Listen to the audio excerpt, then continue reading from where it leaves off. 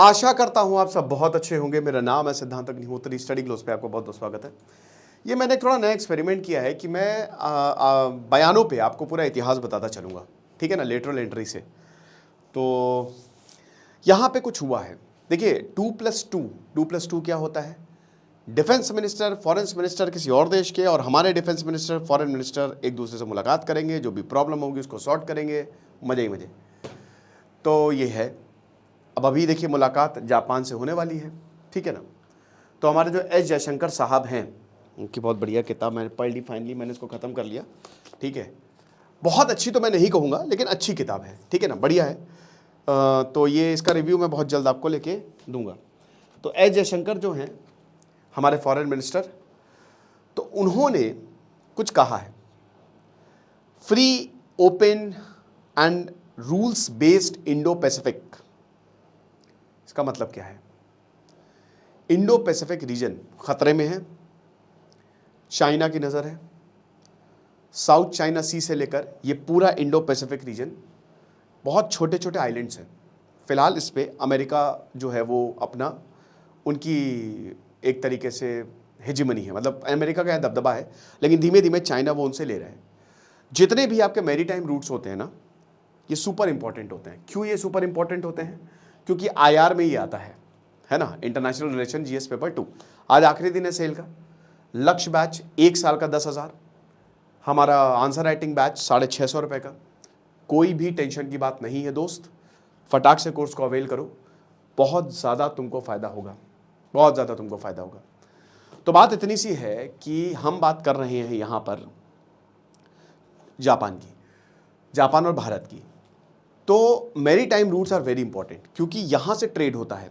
पहले तो जिसके पास नेवी थी, शिवाजी, छत्रपति शिवाजी ने पूरे भारत को कैसे कब्जा किया उन्होंने, पूरे भारत, कब्जा तो इज द रॉन्ग वर्ड, कैसे भारत पे उन्होंने रूल किया मराठाओं ने? Navy. Shivaji was the first to build navy, Chhatrapati Shivaji Maharaj. और पुर्तगाली से लेकर ब्रिटिशर की नेवी बहुत बढ़िया थी। तो जिनकी नेवल फोर्स अच्छी, आज भी वो कब्जा करेंगे वो समुद्र को, क्योंकि 90% ट्रेड समुद्र से होता है। तो समुद्र पे जो राज करेगा वो पूरी दुनिया पे राज करेगा। भारत एक सुपर पावर हमेशा रहेगा, हमेशा कैपेबिलिटी रहेगी, क्योंकि भारत तीनों तरफ से समुद्र से घिरा है। अमेरिका क्यों सुपर पावर बना? तीनों तरफ से समुद्र है। रशिया कभी नहीं बन पाया क्योंकि समुद्र है ही नहीं उसके पास। इसीलिए वो कहता था अफगानिस्तान आ जाओ हमारे साथ, कम से कम तुम्हारा मजा चख के समुद्र तो हमारे पास आ जाएगा, क्योंकि बिजनेस वहीं से होता है। आप समझ रहे हो? तो ये हिसाब किताब है। तो यहाँ पे एस जयशंकर ने यही बोला है कि बहुत ज़्यादा ज़रूरी है, क्योंकि जापान के जो फॉरेन मिनिस्टर है और डिफेंस मिनिस्टर, और भारत के जो फॉरेन मिनिस्टर, डिफेंस मिनिस्टर, वो मिलने वाले हैं। ओपनिंग रिमार्क्स दिए हैं जापान की 2+2 मिनिस्टीरियल मीटिंग। उन्होंने बोला है कि देखिए ये एक नेचुरल एक्स्ट्रापोलेशन है, जो हमारी एक्ट ईस्ट पॉलिसी है, ठीक है।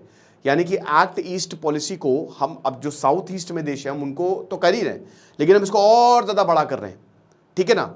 हम इंडो पैसिफिक रीजन जो और ज़्यादा बड़ा है, तो हम अपने वहाँ पे जितने भी कंट्रीज हैं, आइलैंड्स हैं, हम उन सबके साथ संबंध बनाएंगे। एस जयशंकर ने साफ साफ ये इशारा दे दिया है। The proportion of our activities and interest east of India has been steadily growing.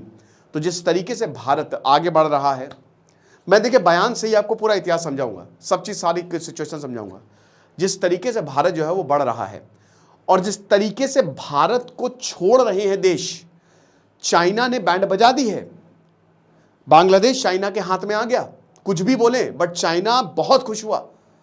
Pakistan और चाइना ने मिलकर यह काम करवाया है। अमेरिका ने तो साफ साफ मना कर दिया, लेकिन अमेरिका, मुझे लगता है अब कि शायद हो सकता है इसमें शामिल ना हो, क्योंकि अमेरिका को कोई फायदा नहीं है। फायदा तो चाइना और पाकिस्तान को होगा। हाँ, यह जरूर है कि अगर अमेरिकन बेस्ड सरकार जैसे मोहम्मद यूनुस फिलहाल तो लीडर है, तो माइट बी पॉसिबल कि शायद फिर अमेरिका, खैर उस पर हम नहीं जाते हैं, लेकिन ये डेंजरस है। सेकेंड पॉइंट, देखिए भारत के जितने भी पड़ोसी देश हैं वो उनके, भूटान को छोड़ दें तो भारत के साथ तो कोई नहीं है, खिलाफ नहीं, लेकिन साथ भी कोई नहीं। रिश्ते बहुत खराब है। नेपाल से आप देख ही रहे हैं, नेपाल से वैसे भी जब से मोनार्की हटी, हमारे मोनार्की से अच्छे रिश्ते थे, लेकिन जब से वहाँ पे डेमोक्रेसी आई है तो लेफ्टिस्ट कम्युनिस्ट का वहाँ पे दबदबा रहा, और फिर चाइना का पूरा सपोर्ट रहा है। मालदीव्स का आपने देखा, श्रीलंका तो ठीक है, हम श्रीलंका को बहुत पैसे दे रहे हैं। अफगानिस्तान, पाकिस्तान तो आपको पता ही है। पाकिस्तान और चाइना से हम क्या ही बोलेंगे, वो खैर मिल के ही चाहते हैं कि कोई देश हमारे साथ ना हो। तो प्रॉब्लम्स जो हैं वो बहुत ज़्यादा बड़ी है, आप समझ रहे हो। तो अब क्या है कि जो भारत है वो चाहता है कि जो जितने भी आइलैंड नेशंस हैं या जितने भी बड़े नेशंस हैं उनसे अच्छे रिश्ते बनाएं, क्योंकि अगर वो ऐसे रिश्ते नहीं बनाएगा तो फिर प्रॉब्लम होगी, ठीक है ना। तो इसीलिए वो ब्रॉड कर रहा है अपनी एक्ट ईस्ट पॉलिसी को। बहुत अच्छे से किताब में जयशंकर ने बहुत अच्छे से कहा कि क्यों ज़रूरी है ये सारे देश, राइट। तो ये चीज़ है, तो यही बताया है कि अब हम इसको और ज़्यादा बढ़ा रहे हैं, हम इंडो पैसिफिक रीजन तक जाएंगे ताकि हमको और ज़्यादा सपोर्ट मिले। तो कामिकावा जो योको जो है उनसे मिले जयशंकर, और उन्होंने बोला कि भारत और जापान का स्पेशल स्ट्रैटेजिक और ग्लोबल पार्टनरशिप है। स्ट्रैटेजिक क्यों है? क्योंकि देखिए बहुत सारा ट्रेड होता है जापान से, ठीक है ना। ग्लोबल क्यों है? क्योंकि जापान पूरी दुनिया में अमेरिका के बाद नंबर 2 पे आता है बिजनेस में। भारत में जापानीज कंट्रियां हैं, तो ग्लोबल और स्ट्रैटेजिक दोनों के लिए जापान इंपॉर्टेंट है। चाइना को अगर खत्म करना है आपको, तो आपको जापान का साथ चाहिए। रेप्स ऑफ नैनकिंग, जब आप ये किताब पढ़ेंगे, मैंने पूरा लेक्चर भी कवर किया, तो आपका इंसानियत से भरोसा उठ जाएगा, ठीक है। मतलब मेरे ख्याल में जितनी ज़्यादा ब्रूटैलिटी जापानियों ने की है चाइना वालों के साथ, शायद ही किसी ने की हो। प्रेग्नेंट औरतों के पेट काट रहे हैं, बच्चा लटक गया, मार दिया, जला दिया।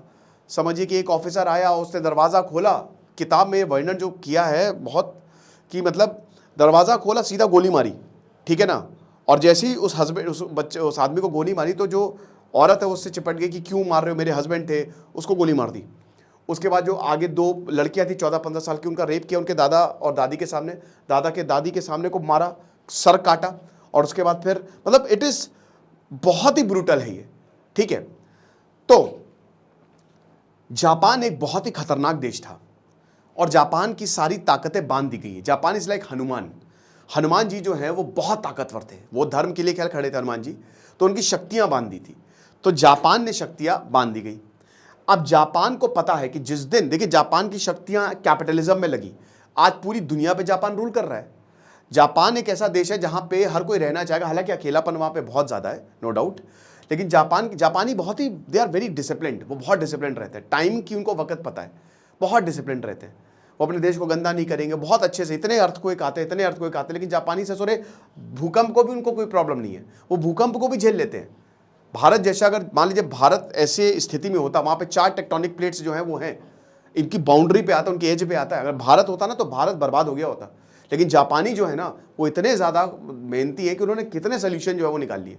तो जापान जो है एक बहुत ही ताकतवर देश है। चाइना अभी ताकतवर हुआ है, एक्चुअल में चाइना की पावर पेपर्स पे तो बहुत है, बट अप्लाइड कितनी है पता नहीं। जापानी जो है उनको खाली 1-2 साल लगेगा। और जापान के प्रधानमंत्री कई बार कह भी, अभी तो फूमियो किशिडा, उससे पहले भी शिंजो आबे अब नहीं रहे इस दुनिया में, लेकिन वो बोल चुके हैं, ठीक है ना, कई बार, कि भाई हम ये जो क्लॉज है जो अमेरिका ने हमारे ऊपर थोपा है, हम हटा देंगे इसे, हम एक सुपर पावर बन जाएंगे। तो आपको देखिए, अब चाइना हर किसी को परेशान कर रहा है, तो भारत और जापान को साथ में आना ही पड़ेगा ताकि चाइना को काउंटर किया जा सके। और इसमें अमेरिका का भी सपोर्ट है। भारत को पड़ोसियों का सपोर्ट नहीं है, लेकिन दूर लोगों का है जो कि ताकतवर है, ठीक है। फिर यहां पे बोला है कि the logic of this evolution is our expanding interest and growing activity, जो मैंने आपको ऑलरेडी समझा चुका हूं। जैसे जैसे हम आगे बढ़ते जा रहे हैं, दुनिया वोलेटाइल होती जा रही है। अब वोलेटाइल से यहाँ पे इजराइल हमास वॉर चल रहा है, Ukraine Russia war, Russia China, भले ही भारत जो है वो रशिया गया, व्लादिमीर पुतिन के साथ मिले नरेंद्र मोदी, यूक्रेन भी जा रहा है। वो परसों जो है वो यूक्रेन से मुलाकात होगी, पोलैंड से यूक्रेन जाएंगे हमारे प्रधानमंत्री मोदी जी। तो ये समझिए कि वोलेटाइल दुनिया है इस समय, और अनप्रेडिक्टेबल वर्ल्ड है, कब क्या हो जाए यू डोंट नो।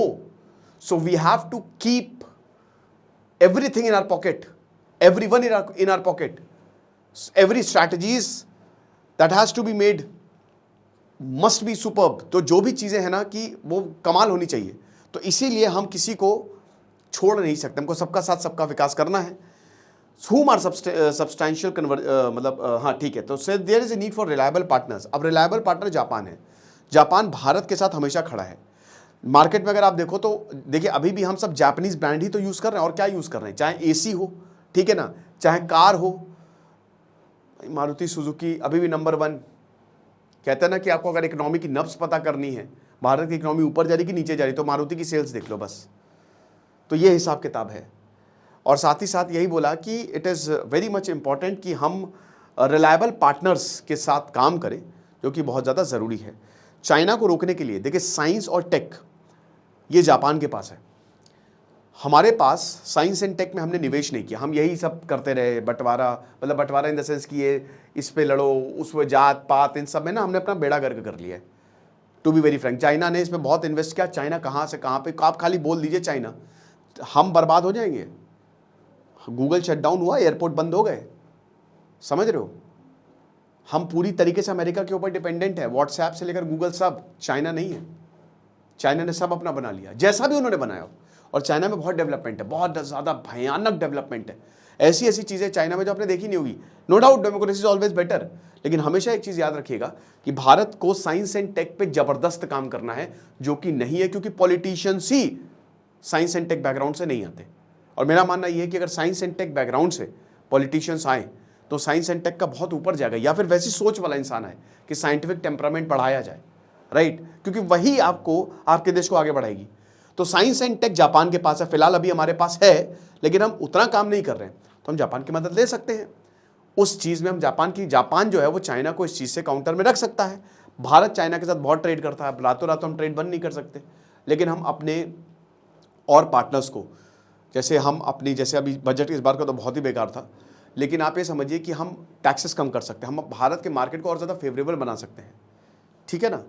तो ये चीज़ है। फिर बोला कि we have consciously sought to facilitate each other endeavours, comprehend each other's objective, strengthen each other positions, work with each other nations of shared comfort. तो हम जापान के साथ ये सारी कॉमन चीज़ें जो है वो शेयर करते हैं, ठीक है ना। जापान और भारत कॉमन ही है भाई, वहाँ पे भी डेमोक्रेसी, हालांकि वन पार्टी का ही वहाँ पे दबदबा रहता है, बट मैंने क्या बताया कि अगर लोग खुश है तो कोई प्रॉब्लम नहीं। तो हमारी जो स्ट्रैटेजिक पार्टनरशिप है वो लगातार बढ़ती रहेगी, जैसे जैसे हम एक दूसरे को म्यूचुअली और सेंसिटिविटी डिस्प्ले करेंगे। जापान के जो लोग हैं ना वो भारत की बहुत इज्जत करते हैं, ठीक है। और जैसा कि हमने बताया कि वहाँ पे, उसके बाद यहाँ पे बोला कि कोऑर्डिनेशन की हमने जो भी पॉसिबिलिटी है वो बात की है, और जो हमारे इंटरेस्ट है, अब इंटरेस्ट यहाँ पे क्या है, म्यूचुअल इंटरेस्ट क्या है, बिजनेस, सेकंड चाइना, टेररिज्म की बात की है। जयशंकर ने बहुत देखिए, जापान इज नॉट पीड़ित with terrorism, so Japan is not the victim of terrorism. Terrorism is something that India has to look, क्योंकि भारत को देखना पड़ेगा, और India is actually suffering from terrorism big, मतलब बहुत पहले से ही, ठीक है ना, बिग टाइम। तो ये क्या हुआ है कि जापान वो चीज़ हम नहीं समझेगा। जैसे अमेरिका था, अमेरिका को भारत बार बार कहता था आतंकवाद है आतंकवाद, अमेरिका कहता था नहीं है, लेकिन जब 9/11 हुआ तो अब अमेरिका को पता कि हाँ बहुत बड़ी दिक्कत है ये। लेकिन जापान के साथ यहाँ पे बोला है कि जो क्रॉस बॉर्डर टेररिज्म है, हमको उस पर काम करना पड़ेगा, और हम ये कैपेबिलिटी बढ़ाएंगे। जो चैलेंजेस अभी इस समय, साइबर स्पेस को जापान बहुत अच्छे से जानता है। दुनिया के सबसे ज़्यादा हैकर्स रशिया और चाइना के हैं, और गली गली में शोर है चाइना चोर है, ये अमेरिका बोलता रहता है। तो चाइना के हैकर्स को साइबर स्पेस पे, क्योंकि अभी तो वॉर ऑलरेडी चल रहा है, इट्स साइबर वॉर है ना, टेक वॉर, ये सब चल रहा है ऑलरेडी। तो यहाँ पे जापान को जो है वो we can keep in check China को। फिर बोला है कि जो इन्फॉर्मेशन शेयरिंग और कॉपरेशन है ये बहुत ज़्यादा ज़रूरी है, और वो जापान हमारे साथ करता ही है, ठीक है ना। तो वही बोला है कि हम चाहते हैं कि लोग ज़्यादा से ज़्यादा जो हैं वो लोग पीपल टू पीपल कॉन्टैक्ट रहे, और इसीलिए हम यही बोलते हैं कि जितना ज़्यादा हो सके आप इसको सपोर्ट करें। तो ये बेसिकली एस जयशंकर ने बोला है। एक अच्छी बात है, 2+2 डायलॉग हम अमेरिका से करते हैं अभी। जापान बहुत सही है और चीज़ें बहुत ज़्यादा बेहतर होंगी। चाइना को हमको काउंटर करना है, तो इन चीज़ों पे हमको ध्यान देना पड़ेगा। खुश रहे, पढ़ते रहिए। जैसे सिद्धांत अग्निहोत्री, साइनिंग ऑफ।